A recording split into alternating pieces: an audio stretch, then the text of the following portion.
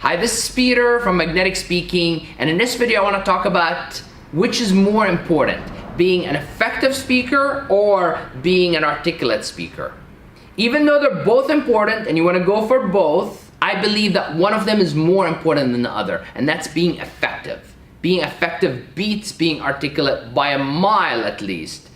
And that's because when you're being effective, you focus on the end result. And as a leader, you want to focus on end results, versus when you are focused on being articulate, you're focused on yourself and looking good. And sometimes when you worry about looking good, that can get in the way of being effective.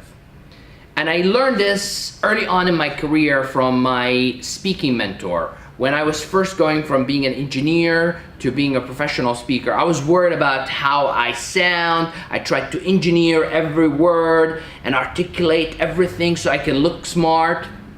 And my mentor told me about his story when he first came to the US and he wanted to work at the Tony Robbins organization as a salesperson. And he was in the interview and the sales manager looked him in the eye and said, "You know what? You are passionate, you are committed, and I can sense that from you. However, your English is not that great.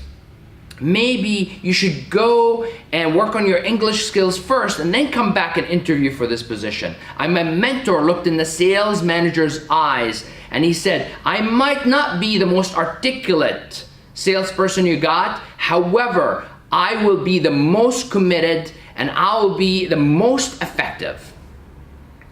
And the sales manager at that moment decided to give him a chance. And my mentor got the job, and of course he became one of the most effective salesperson in the Tony Robbins organization, and in few years he became the VP of sales in that organization. And that is inspiring. At that time when I was being an engineer and wanted to break into the speaking industry, that just blew up my mind and got me to commit it to results and being effective first. And that helped me tremendously in my career.